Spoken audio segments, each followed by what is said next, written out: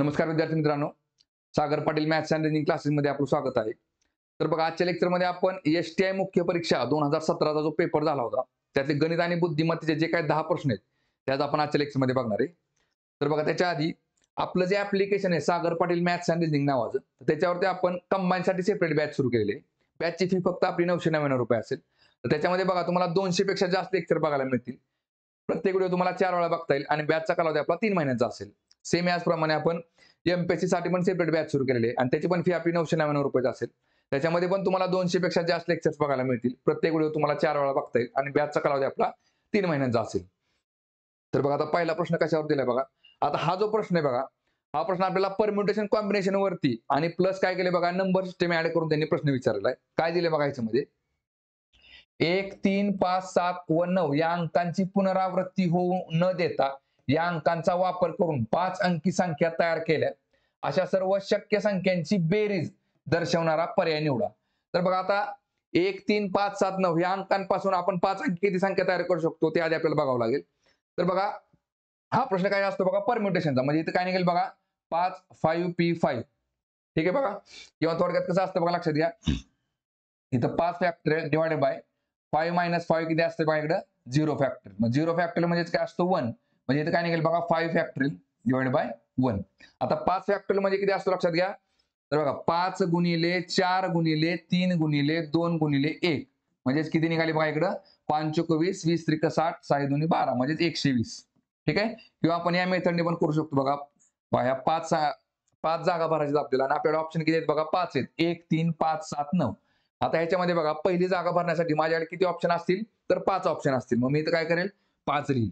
आता बघा, या 5 अंकांमधला जर एक अंक इथं गेला कुठलाही, समजा आपण 3 गेला असं समजू, तर ही जागा भरण्यासाठी माझ्याकडे किती ऑप्शन्स असतील, तर 4 ऑप्शन्स असतील. म्हणून इथं मी 4 लिहितो. परत ही जागा भरण्यासाठी 3, परत ही जागा भरण्यासाठी 2 आणि परत ही जागा भरण्यासाठी 1. त्यामुळे इथं काय करतो, ह्याचा गुणाकार करतो आपण. असे एकूण किती संख्या निघतात, तर 120 निघतात. ठीक आहे बघा. आता ह्या ज्या 120 संख्या आहेत, ह्या सगळ्या संख्यांची जर आपल्याला काय म्हटलं, त्यांनी बेरीज करायची. बघा, आता सगळ्या 120 संख्यांची बेरीज करणं शक्य आहे का, नाही. त्याच्यामुळे इथं आपल्याला कुठलं लॉजिक लावावं लागेल, तर सिंगल डिजिट मेथडचं. कसं असतं लक्षात घ्या. समजा आता बघा, 1, 3 बघा, प्रत्येक संख्येमध्ये कुठले अंक असणार आहेत बघा, 1, 3, 5, 7 आणि 9. बरोबर आहे का नाही. अशा 120 संख्या आहेत ह्या अंकांपासून तयार केलेल्या. बरोबर आहे का नाही. मग काय करायचं बघा, आता ही जर समजा एक संख्या असेल तर याचा डिजिट काढायचा. सिंगल डिजिट काय असतं लक्षात घ्या. तर इथं बघा काय निघते आता बघा, 9 आणि 1 10. एक मिनिट, 1, 3, 5, 7 आणि 9. ठीक आहे. आता ही संख्या आहे. ठीक आहे. आता ह्याचं डिजिट कसं निघतं बघा, लक्षात घ्या. आता 9 आणि 1 10, परत 7 आणि 3 10 आणि हे झाले 5 म्हणजे एकूण 25 निघतं. बरोबर आहे का नाही. 25 म्हणजे काय आले बघा, 5 आणि 2 7. किंवा दुसऱ्या आणखी याच्यामध्ये काय करू शकतो बघा, सिंगल डिजिट मध्ये 9 म्हणजे आपण शून्य पकडतो. 9 म्हणजे शून्य म्हणजे कसं लक्षात घ्या. समजा मी इथे 91 संख्या लिहिली, तर ह्याचं डिजिट काय निघेल बघा, 9 आणि 1 10. 10 म्हणजेच किती झाला, 1 आणि 0 1 झाला. ठीक आहे. त्यामुळे आपण डायरेक्ट 9 ला काय करतो, कॅन्सल केली की डायरेक्ट डिजिट किती निघतं, 1 निघतं. बघा, समजा आता इथं 93 केले आपण. 93 म्हणजेच काय आलं बघा, 9 आणि 3 12. 12 म्हणजेच काय झालं बघा, 1 आणि 2 3. म्हणजे संख्यांचं काय करायचं, डिजिट काढत जायचं आणि सिंगल डिजिट ज्यावेळेस निघेल ना त्यावेळेस थांबायचं आपण. ठीक आहे बघा. आता इथं काय निघेल बघा, आता समजा आता ह्या संख्येत इथं आपण 9 ला काट मारली बघा. परत 5 आणि 3 8, 8 आणि 1 9. ह्याला पण 9 आले की आपण काय करतो, त्याला 0 पकडतो. ठीक आहे बघा. मग डिजिट किती निघाले बघा, 7 निघाले. किंवा काय, ह्या सगळ्या संख्यांची जर बेरीज केली तुम्ही, 9 आणि 1 10, 7 आणि 3 10, 10 आणि 10 20 आणि 5 25. 25 आलं. परत ह्याचं डिजिट काढा बघा, परत 2 आणि 5 7. म्हणजे एका संख्येचं डिजिट किती निघालं, तर 7 निघालं. आता सिंगल डिजिट मध्ये काय असतं लक्षात घ्या. समजा आता इथं आपण काय केलं, 12 गुणिले 3. 12 त्रिक किती आले बघा, 36 आले. बरोबर आहे का. 36 म्हणजेच काय बघा, आता डिजिटने जर काढायचं म्हटलं बघा, काय निघेल, 2 आणि 1 3 गुणिले हे 3 आलं. मला सांगा 3 त्रिक किती आले बघा, 9 आले. आणि इकडे जर आपण बघितलं 6 आणि 3 9 म्हणजे बघा, दोन्हीकडचं डिजिट काय असतं, सेमच असतं. कारण की इज इक्वल टू अर्थ काय असतो, जी डावी बाजू आहे तेवढीच उजवी बाजू असणार आहे आपली. बरोबर आहे का नाही. LHS is equal to RHS. मग ह्याचं जर डिजिट 9 आला तर त्याच्या समोरचं पण इज इक्वल टू पुढचं डिजिट पण 9 असलं पाहिजे. आता लक्षात घ्या, ह्या संख्येचं जर डिजिट आपलं 7 असेल, असे एकूण किती संख्या आहेत, तर 120 संख्या आहेत. बरोबर आहे का नाही. म्हणजे बघा 120 सगळ्या संख्यांची आपण काय करतोय, बेरीज करतोय. बरोबर आहे का नाही. बघा, मग 120 गुणिले जर समजा तुम्ही इथं 7 केलं तर काय निघेल बघा, 120 गुणिले 7 केलं तर 12 7 84. मग किती आलं बघा, इकडे 840 आलं. बरोबर. एका संख्येचं डिजिट 7 असेल, 120 संख्यांचं डिजिट 840 आलं. म्हणजेच किती झालं बघा, इकडं बघा 8 आणि 4 किती झाले 12. 8 आणि 4 झाले 12. 12 म्हणजेच किती झाले बघा, 1 आणि 2 3 आलं. येते लक्षामध्ये बघा. मग उत्तरामध्ये कुठलं ऑप्शनचं डिजिट 3 निघते तेवढं चेक करायचं. बघा काय निघेल बघा इकडं. बघा 6 2 12, 6 3 18, 6 24, 6 35, 6 36, 6 7 42. 42 म्हणजे किती झालं? 4 आणि 2 6 झालं. किंवा डायरेक्ट बघा आता 6 आणि 6 12 बघा 6 2 12, 6 3 18. 18 म्हटले काय निघतं? 8 आणि 1 9. 9 म्हटले की आपण शून्य पकडतो. डायरेक्ट काय करायचं? ह्याला काट मारली 9 आला. बरोबर आहे. 6 3 18. 18 म्हणजेच 8 आणि 1 9. परत 6 3 18 म्हणजेच किती झाले? 8 आणि 1 9. 9 ला आपण शून्य पकडतो. राहिले किती बघा? 6. बरोबर इथं. बरं किंवा बेरीज जरी केली 6 7 42. 42 म्हणजेच किती झालं? 4 आणि 2 6. आता इथं काय निघेल बघा. बघा 1 2 3 4 5 6. 6 6 36. 36 म्हणजे किती आलं बघा? 6 आणि 3 9. 9 असेल किंवा 9 म्हणजे आपण शून्य पकडतो. ठीक आहे. आपलं डिजिट किती आलं पाहिजे बघा? तर 3 आलं पाहिजे. बरोबर आहे का? बघा आपलं डिजिट किती निघालं पाहिजे? 3 निघालं पाहिजे. चला ह्याचं किती निघते बघा. चला 1 2 3 4 5 म्हणजे किती झाले बघा? 6 या 5 30. 30 म्हणजे डिजिट किती निघालं बघा? 3 आणि 0 3 निघालं. म्हणजेच बघा आपलं उत्तर काय असणार आहे बघा? Option number 3. कारण आपलं डिजिट किती निघते? 3 निघते. ठीक आहे. चला पुढचा क्वेश्चन बघू आता. बघा वयवारी चॅप्टरवरचा क्वेश्चन आहे. काय दिले बघा याच्यामध्ये? एका मुलाचे वय त्याच्या वडिलांच्या वयाच्या 1/3 आहे. बघा आता इथं लिहा मुलगा आणि इकडे झालं वडील. बघा आता मुलाचे वय किती आहे? वडिलांच्या 1/3 म्हणजे वडिलांचा 3x असेल तर मुलाचं किती झालं? x झालं. ठीक आहे. चला पुढे काय दिले बघा. 12 वर्षानंतर त्या मुलाचे वय मुलाचे वय वडिलांच्या वयाच्या निम्मे होईल. हे काट मारून टाकायचं चुकलंय. 12 वर्षानंतर त्या मुलाचे वय वडिलांच्या वयाच्या निम्मे होईल तर त्या दोघांचे आजचे वय किती? बघा आता इक्वेशनने कसं सॉल्व्ह करा ते पण सांगतो आणि ऑप्शन वरून कसं जायचं ते पण सांगतो. ठीक आहे. आधी इक्वेशनने सॉल्व्ह करू आपण. बघा लक्षात घ्या आता आजचं वय किती आहे बघा यांचं? x आणि 3x आजचे वय. हे काय झालं गुणोत्तरामध्ये. ठीक आहे बघा. बरं 12 वर्षानंतर त्या मुलाचे वय बघा. आता 12 वर्षानंतर वय किती असेल बघा? 12 वर्षानंतर 12 वर्षानंतर हे किती होईल बघा? x अधिक 12 होईल आणि हे किती होईल? 3x अधिक 12. ठीक आहे. चला 12 वर्षानंतर त्या मुलाचे वय वडिलांच्या वयाचे निम्मे होईल. आता 12 वर्षानंतरच्या वयाचे त्यांनी गुणोत्तर पण दिले. काय निम्मे होईल म्हणजेच काय? वडिलांचं वय जर 2 पट असेल तर मुलाचं वय किती? 1 पट आहे. ठीक आहे बघा. मग इथं आपण काय करतो? तिरकस गुणाकार करतो. तिरकस गुणाकार का करतो? कारण की दोन्ही संख्या जर समान करायच्या असतील तर हे ह्याला गुणायचं आणि हे ह्याला गुणायचं. म्हणजे जेणेकरून काय होतं मध्ये आपण इज इक्वल टू साइन टाकू शकतो. मग ह्याला जर बघा आता आपण 2 ने गुणलं किंवा आता 1 ने ह्याला गुणा काय निघेल बघा? 1 गुणिले 3x अधिक 12 बरोबर 2 ने ह्याला गुणा काय निघेल बघा? 2 गुणिले x अधिक 12. ठीक आहे बघा. चला काय निघेल? इकडे निघेल 3x अधिक 12 बरोबर 2 ने ह्याला गुणलं तर 2 गुणिले 1 झाले 2x अधिक 2 ने 12 गुणलं तर 12 2 24. आता हा 2x बरोबरच्या अलीकडे आला काय होईल बघा? इथं अधिक आहे म्हणजे इथं वजा होईल. वजा 2x बरोबर. आता हे 24 आहे असं घ्या आणि हे 12 बरोबरच्या पलीकडे टाका. मग ते प्लस 12चं काय होईल? मायनस 12 होईल. मग काय निघेल बघा? 3x मधनं 2x गेली खाली राहिला x आणि 24 मधनं 12 गेली खाली राहिली 12. म्हणजे x ची व्हॅल्यू किती निघाली बघा? 12. आपल्याला विचारले काय? तर त्या दोघांचे आजचे वय किती? आजचे वय किती असेल बघा इथं? x बरोबर झाले 12 आणि 3x बरोबर झाले 36. म्हणजे आपलं उत्तर किती असेल बघा?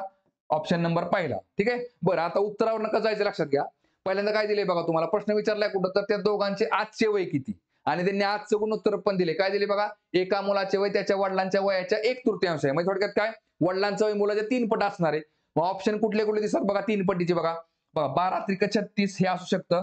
बघा 20 त्रिक 60 पाहिजे हे कॅन्सल झालं बघा. 8 त्रिक 24 हे पण असू शकतं आणि 17 त्रिक 51 तिथं 44 दिले त्यामुळे हे 2 ऑप्शन कॅन्सल होऊन जातील. आता राहिले किती? 2 ऑप्शन.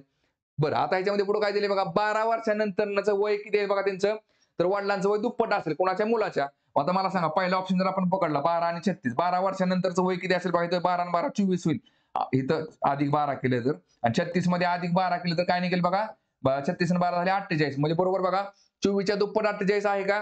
तर आहे. म्हणजेच मुलाचे वय 12 वर्षानंतर वडिलांच्या वयाच्या निम्मे आहे एकत्र आहे. म्हणजे आपलं उत्तर काय निघेल? ऑप्शन नंबर पहिला. ठीक आहे. चला पुढचा क्वेश्चन बघू आता. बघा आता डायग्राम चॅप्टरवरचा आकृतीवरचा क्वेश्चन आहे. काय दिले बघा याच्यामध्ये?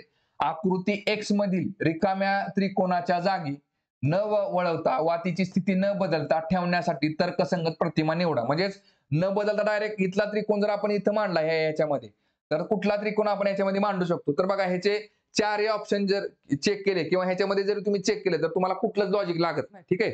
पण आता ह्याचं आयोगाने उत्तर काय दिले बघा? Option number 1. आणि बघा ह्याच्यामध्ये तुम्ही काही प्रकारे बघितल्यानंतर तुम्हाला लॉजिक लावता येत नाही ह्याच्यामध्ये. फक्त उत्तर सांगू देतो, उत्तर किती ऑप्शन नंबर पहिला. ठीक आहे. चला पुढचा क्वेश्चन बघू. बघा रेल्वे चॅप्टरवरचा क्वेश्चन आहे. काय दिले बघा ह्याच्यामध्ये, जर रेल्वेचा वेग 63 किलोमीटर दर ताशी तर रेल्वेच्या जाण्याच्या दिशेने 3 किलोमीटर दर ताशी वेगाने जाणाऱ्या मनुष्याला 500 मीटर लांबीची रेल्वे किती सेकंदामध्ये पार करेल. तर बघा आता ह्याच्यामध्ये तुम्हाला पुस्तकामध्ये जो फॉर्म्युला दिला असतो 5/18 किंवा 18/5 त्या फॉर्म्युलाने जायचं नाही. एकच फॉर्म्युला असतो ज्याच्यामध्ये रेल्वे चॅप्टरचे अख्खे टाईप सॉल्व्ह होतात. बघा कुठला असतो बघा ह्याच्यामध्ये, बघा इथल्या लांबी, ती लांबी आपण कशामध्ये घ्यायची बघा, तर मीटरमध्ये गुणिले काय करायचं बघा 3600 का, तर एका तासामध्ये 36 सेकंद असतात. इथं लिहायचं बघा वेग. बरं आता वेग पण कशामध्ये घ्यायचा, तर मीटरमध्ये घ्यायचा, मीटरमध्ये, आणि गुणिले वेळ. आता वेळ कशामध्ये घ्यायचा, तर सेकंदामध्ये घ्यायचा. कशामध्ये घ्यायचा, सेकंदमध्ये. का, तर बघा आपलं युनिट कसं असतं, metre per second, kilometre per hour असतं. हे मीटरमध्ये दिल्यामुळे हे पण मीटरमध्ये घ्यायचं आणि हे सेकंदमध्ये घ्यायचं. ठीक आहे बघा. बरं आता बघा, आता लांबी किती घ्यायची बघा, तर आता पार कोण कोणाला करते बघा, रेल्वे एका माणसाला पार करते, बरोबर आहे की नाही. ज्यावेळेस रेल्वे एखाद्या माणसाला किंवा झाडाला किंवा एखाद्या लाईटीच्या खांबाला जर पार करत असेल ना, तर ती रेल्वे त्या स्वतःची लांबी पार करत असते. त्यामुळे तिथं लांबी फक्त कोणाची येणार आहे, रेल्वेची लांबी येईल. ठीक आहे बघा. आता बघा रेल्वेची लांबी किती आहे बघा, तर 500 मीटर आहे. 500 गुणिले 3600 बरोबर. आता वेग किती पकडायचा बघा, लक्षात घ्या. जर आता बघा हे दोघांची दिशा बघा, आता रेल्वेच्या दिशेने माणूस पळतोय, म्हणजे थोडक्यात काही रेल्वेच्या पुढे पळतोय असं समजा तुम्ही. बघा जर रेल्वेचा वेग 63 किलोमीटर तास रेल्वेच्या जाण्याच्या दिशेने, मग रेल्वे ज्या साईडला चालली त्या साईडला कोण चाललाय, तो माणूस पण चाललाय. मग दोघं पण एका साईडला जर दिशेने जर धावत असतील तर त्या वेगाची काय होते, वेग वजा होतो एकमेकांमधून. ठीक आहे बघा. मग काय करावं लागेल बघा, 63 बघा, ह्याचा वेग किती आहे, 63 आहे. ह्याचा वेग झाला 3. मग रेल्वे त्या माणसाला कितीच्या स्पीडने पार करेल, तर 60च्या स्पीडने पार करेल. कितीच्या स्पीडने पार करेल, 60च्या स्पीडने. ठीक आहे, एका दिशेने. आणि जर एकमेकांच्या विरुद्ध दिशेने एकमेकांकडे येत असेल तर तिथे वेगाची काय होते, ऍडिशन होते. बघा लक्षात घ्या, आता वेग किती निघेल मग आता इथं 60. आता 60 किलोमीटरचं आपल्याला काय करायचं बघा, मीटरमध्ये घ्यायचे. मग 60 किलोमीटर, 1 किलोमीटर म्हणजे किती असते बघा, 1000 मीटर असते. थोडक्यात काय, त्याच्यावरती आपण 3 शून्य वाढवतो. मग 60 किलोमीटर म्हणजे किती झाले बघा, 60,000 मीटर, म्हणजे 60 वरती 3 शून्य. मग इथं 60 वरती 3 शून्य लिहा. आणि आपल्याला विचारला वेळेच्या जागेला x लिहून टाकायचं. ठीक आहे, किती वेळ लागेल बघा. आता काय नाही, डायरेक्ट x जागेला ठेवा. आणि इकडे किती आहे बघा, 500 गुणिले 3600, आणि हे 60,000 जे आहे ते बरोबरच्या अलीकडे ना, छेदाला, हे काय होईल, छेदाला जाईल इकडे बघा. चला आता भाग घालवा, काय निघेल बघा इकडं. चला ह्या 2 शून्याला हे 2 शून्य गेले, परत ह्या 2 शून्याला हे 2 शून्य गेले बघा. 6 1 6, 6 6 36, म्हणजे 6 5 30. बघा किती सेकंद वेळ लागेल, तर 30 सेकंद वेळ लागेल. म्हणजे आपलं उत्तर काय असेल, ऑप्शन नंबर 2. ठीक आहे. चला पुढचा क्वेश्चन बघू आता. बघा डायरेक्शन चॅप्टरवरचा क्वेश्चन आहे. काय दिले बघा याच्यामध्ये, एक माणूस 15 किलोमीटर दक्षिणेकडे चालला. बघा आता समजा इथून जर त्यांनी स्टार्ट केला, त्या माणसाने 15 किलोमीटर कुठे गेला बघा, दक्षिणेकडे गेला. चला परत काय केले बघा, आणि नंतर उजवीकडे वळाला, नंतर 13 किलोमीटर चालून. बघा आता इथून वळलाय कुठे बघा, उजवीकडे. जर दक्षिणेकडे जर तोंड असेल तर त्याची उजवी बाजू कुठे असणार आहे बघा, आता जी आपली डावी आहे ती उजवी असणार आहे. म्हणजे या साईडला तो वळेल. आणि तो किती चालला बघा, 13 किलोमीटर चालला.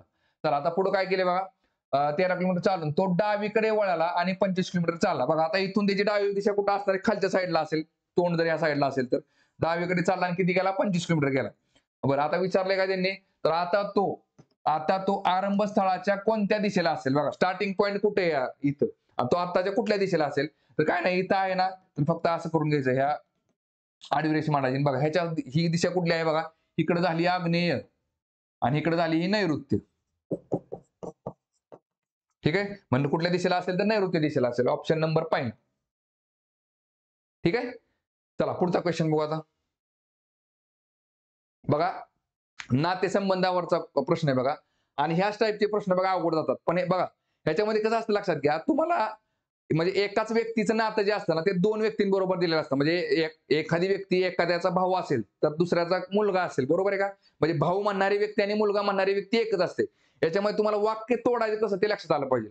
कसं असतं लक्षात घ्या, काय दिलं ह्याच्यामध्ये, एका छायाचित्राकडे बोट दाखवून अनुराधाने शशीला सांगितले की, आता सांगणारा कोण आहे, तर अनुराधा आहे, बरोबर आहे का नाही. अनुराधाने शशीला सांगितले, म्हणजे या प्रश्नामध्ये बघा मी म्हणणारी जी व्यक्ती असते ना, ती कोण आहे, तर अनुराधा आहे. कारण अनुराधा सांगते शशीला, बरोबर आहे का.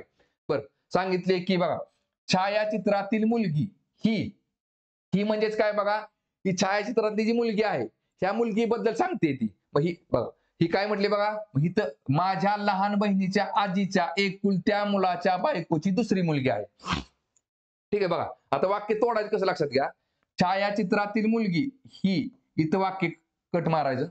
आणि ते काय दिले बघा, ही माझ्या लहान बहिणीच्या आजीच्या एकुलत्या मुलाच्या बायकोची दुसरी मुलगी आहे. ठीक आहे बघा. आता ह्याच्यामध्ये बघा ही मुलगी बघा छायाचित्रातली मुलगी म्हणणारी जी कोण व्यक्ती आहे तीच व्यक्ती कोण आहे बघा, तर माझ्या लहान बहिणीच्या आजीच्या एकुलत्या मुलाच्या दुसरी मुलगी आहे. म्हणजे ही दुसरी मुलगी आणि छायाचित्रातली मुलगी ही दोन्ही व्यक्ती कोण असतात, तर एकच असतात. एकाच व्यक्तीचं नातं दोन वेगवेगळ्या माणसांची काय आहे ते सांगितलेलं आहे इथं. बरं आता कसं मांडायचं बघा लक्षात घ्या. जे वाक्य मोठं आहे ना ते आधी सॉल्व्ह करून घ्यायचं बघा. काय दिले बघा, माझ्या लहान बहिणीच्या, मी म्हणजेच कोण, अनुराधा आहे. इथं अनुराधा आल्या बघा, अनुराधा. आणि आपण काय करतो बघा, लेडीज असेल तर त्रिकोण काढतो. ठीक आहे बघा. लेडीज आहे बघा, मुलगा बघा इथं पुरुष असेल तर चौकोन काढायचा आणि स्त्री असेल तर त्रिकोण काढायचा. ठीक आहे बघा. बघा पती पत्नी असतील तर काय करायचं बघा, हा झाला पती, पती पत्नी असेल तर प्लसचं साईन द्यायचं, ही झाली पत्नी. आणि भावंड जर असतील तर काय करायचं बघा, हा झाला भाऊ आणि ही झाली बहीण. भाऊ बहीण असतील तर काय करा, त्याच्यामध्ये इज इक्वल टू साईन देऊन टाकायचं. ठीक आहे बघा. बरं अनुराधा काय म्हणते बघा, माझ्या लहान बहिणीचा, बहीण असल्यामुळे इज इक्वल टू साईन देऊन टाका आणि ही झाली लहान बहीण. बघा माझ्या लहान बहिणीच्या पुढे काय म्हटलंय बघा, आजीच्या. आता लहान बहिणीची आजी म्हणजे अनुराधाची पण आजी, बरोबर आहे का नाही. बरं आजी पण कुठली, आईची आई का वडिलांची आई ते फिक्स आपल्याला आणखी माहिती नाही. त्यामुळे काय करायचं बघा, आता वरती मांडताना इथं आईची आई आहे का वडिलांची आई ते माहित नाही, म्हणून तात्पुरते क्वेश्चन मार्क द्या. ठीक आहे बघा. म्हणजे माझ्या काय दिले बघा, माझ्या लहान बहिणीची आजी म्हणजेच अनुराधाची पण आजी. त्यामुळे हिथं मांडा ही आजी किंवा हिथं मांडा काही फरक पडत नाही. चला आपण डायरेक्ट अनुराधाची आजी दाखवली. काय दिली बघा, लहान बहिणीच्या आजीच्या एकुलत्या मुलाच्या, बघा लहान बहिणीची आजी. जर कन्फ्युजन होत असेल तर डायरेक्ट हिच्यावर दाखवू आपण, इथे क्वेश्चन मार्क द्या. हा, लहान बहिणीची आजीच्या काय म्हटले बघा, एकुलत्या मुलाच्या. बघा एकुलता मुलगा म्हणजे इथं कोण आला बघा, पुरुष आला. बरोबर आहे का नाही. आजीचा एकुलता मुलगा म्हणजे कोण झाला, आता ह्यांचा वडील झाला, कोणाला, अनुराधाचा आणि तिच्या बहिणीचा. बघा माझ्या लहान बहिणीच्या आजीचा एकुलत्या मुलाच्या बायकोची, बायको म्हणून इथं प्लसचं साईन द्या. आता हा पुरुष असेल तर इकडे स्त्री झाली. बायकोची दुसरी मुलगी आहे बघा. बायकोची दुसरी मुलगी म्हणजे कोण झाली, ही झाली मोठी 1 नंबरची, ही झाली 2 नंबरची, कारण ही अनुराधाची लहान बहीण आहे. बरोबर आहे. बायकोची दुसरी मुलगी आहे म्हणजे हिथं वाक्य आपलं संपलं. बघा लक्षात घ्या, जिथं वाक्य संपलं ना तिथं स्टार करून ठेवायचं. बघा अनुराधा काय म्हणते, माझ्या लहान बहिणीच्या आजीच्या एकुलत्या मुलाच्या बायकोची दुसरी मुलगी. इथं वाक्य कुठं संपलं आपलं, इथं संपलं. स्टार करायचं. हीच व्यक्ती कोण आहे, तर छायाचित्रातली मुलगी. ही व्यक्ती कोण आहे, तर छायाचित्रातली, छायाचित्र. ठीक आहे. आता पुढे काय म्हटलंय बघा त्यांनी, तर छायाचित्रातील मुलीचे, बघा छायाचित्रातील मुलीचे काय म्हटले बघा, अनुराधाशी नाते काय, अनुराधाशी नाते काय. बघा आता इथं नातेसंबंधामध्ये जिथं चे असतो ना ते नातं सांगायचं असतं. कुणाचे कुणाशी, तर हे नातं सांगायचं असतं. कुठलं जिथं चे आहे ते. चे कुणाला दिलाय बघा, तर इथं दिलेलं आहे. मग काय म्हटले बघा, छायाचित्रातील मुलीचे अनुराधाशी नाते काय, ही व्यक्ती कोण आहे, अनुराधाची, तर कोण आहे, लहान बहीण आहे. ऑप्शन काय निघेल बघा ह्याच्यामध्ये, बहीण. ऑप्शन नंबर पहिला. ठीक आहे. चला पुढचा क्वेश्चन बघू आता.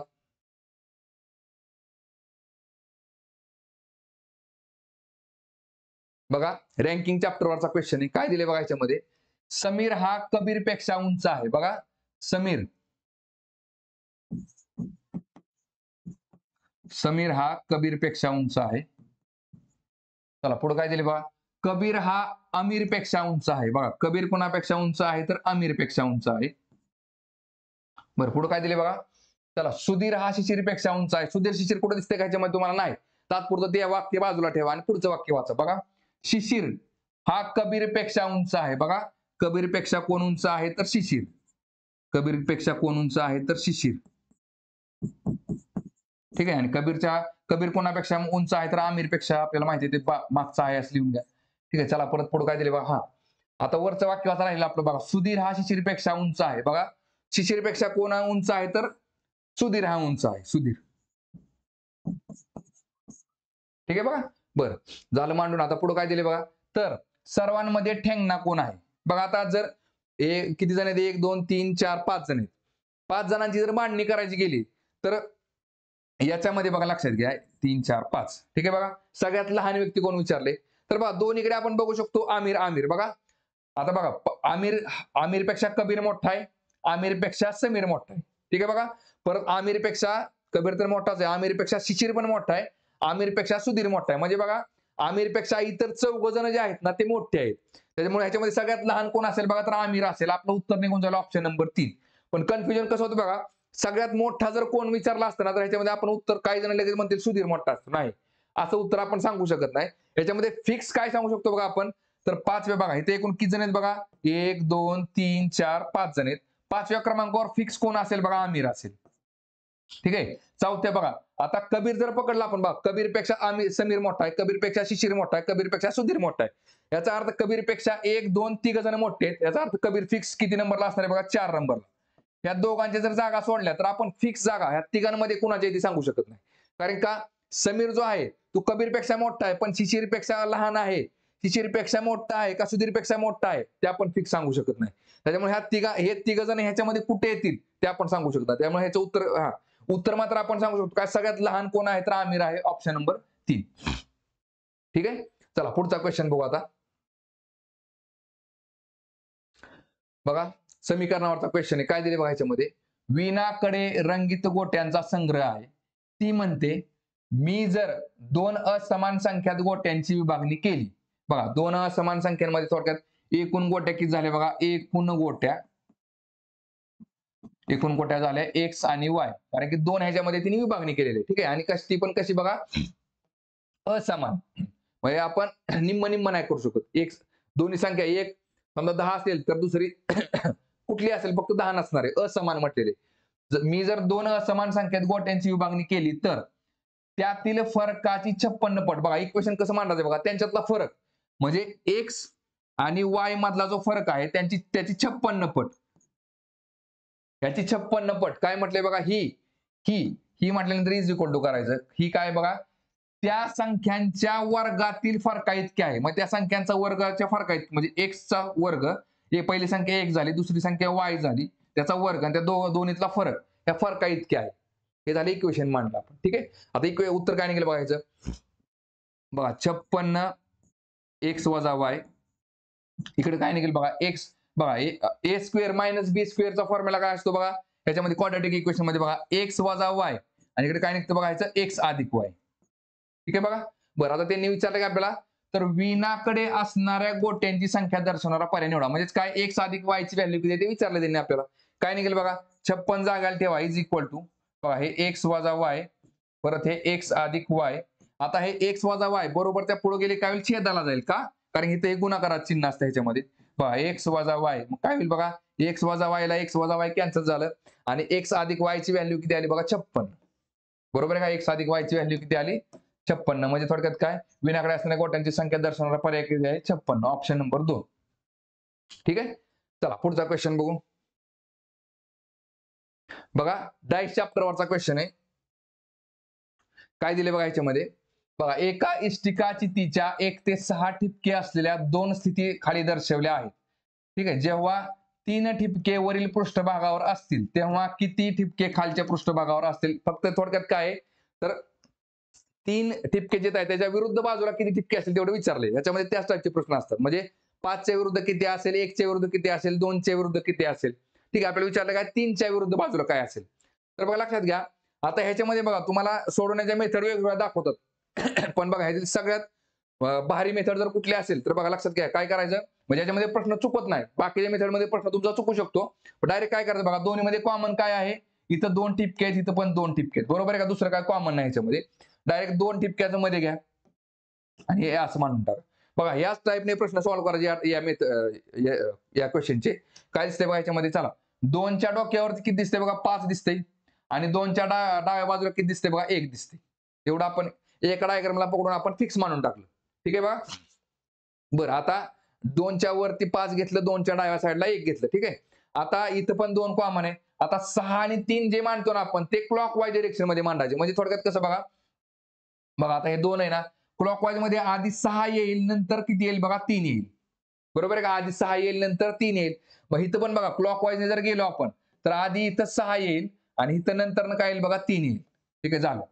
आता थोडक्यात काय, 1च्या विरुद्ध 6 असेल, 5च्या विरुद्ध 3 असेल, 2च्या विरुद्ध कुठे मांडून टाका, इकडे मांडा, इकडे मांडा, इकडे मांडा किंवा इथं मांडा, फक्त एखादी संख्या मांडायची असतात. राहिली कुठली संख्या मग 4 राहिली. आता विचारलं का त्यांनी आपल्याला 3च्या विरुद्ध बाजूला, 3च्या विरुद्ध बाजूला काय असेल बघा 5 असेल. म्हणजे उत्तर काय निघेल आपलं ऑप्शन नंबर 3. 2च्या विरुद्ध 4 आणि 1च्या विरुद्ध 6. ठीक आहे. चला पुढचा क्वेश्चन बघू आता.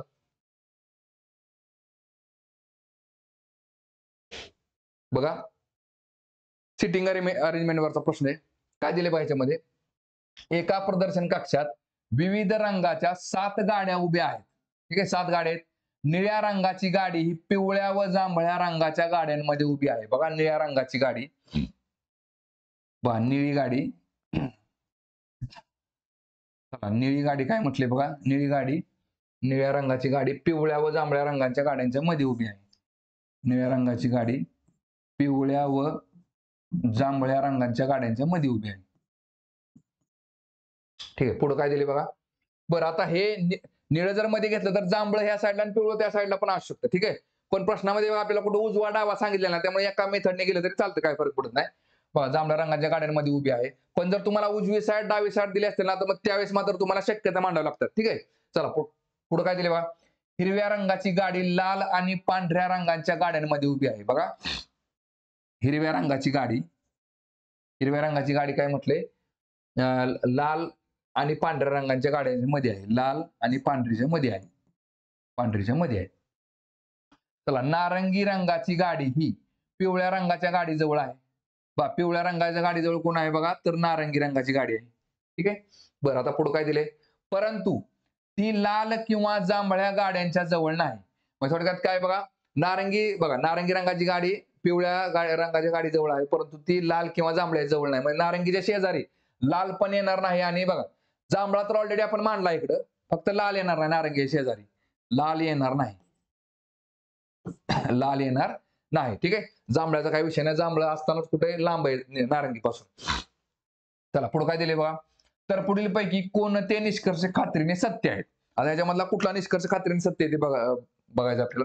बरं आता इथं जर आपण नीट बघितलं बघा, आता बघा ही जर आपण फिक्स पकडलं, कुठल्या ह्या चार खुर्च्या अशा जर आपण फिक्स पकडल्या, ह्या 3 खुर्च्या कुठं कुठे येऊ शकतात बघा. पहिली शक्यता बघा, लक्षात घ्या, पहिली शक्यता जर आपण बघितली तर ह्या लाल हिरव्या पिवळ्या पांढऱ्या या साईडला येऊ शकतात. बघा लाल इथं मांडली, ठीक आहे, हिरवी, लाल हिरवी आणि पांढरी. ठीक आहे, बघा लाल हिरवे, लाल आणि पांढऱ्याच्या मध्ये हिरवी. ठीक आहे, बरं इथं हे उलट पण असू शकतं. म्हणजे कसं लक्षात घ्या, बघा इथं जर आपण बघितलं ही पांढरी या साईडला पण असू शकते. बघा लाल हिरवी आणि पांढरी आहे, इकडे बाजूला तुम्ही लाल हिरवी आणि पांढरी. ठीक आहे बघा, आता इथे काय बघा, ह्या उलट्या पण असू शकतात. इथं पांढरी पण येऊ शकते, पांढरी हिरवी आणि लाल असं पण मांडू शकतो आपण. तर सांगितलं काय फक्त आपल्याला लाल आणि पांढरीच्या मध्ये हिरवे, बरोबर आहे की नाही. मग आता लाल हिरवी पांढरी असू शकते किंवा पांढरी हिरवी लाल असू शकते, ही दुसरी कंडिशन असू शकते. बरोबर आहे का, तात्पुरतं फक्त बाकी लिहित बसत नाही मी. 2 कंडिशन झाल्या आणि तिसरी कंडिशन काय असेल बघा याच्यामध्ये, ह्या सगळ्या आहे अशा, फक्त बघा इथं शेजारी लाल येणार नाही. पण बघा आपण मांडताना पांढरी हिरवी लाल मांडली, बरोबर आहे की नाही.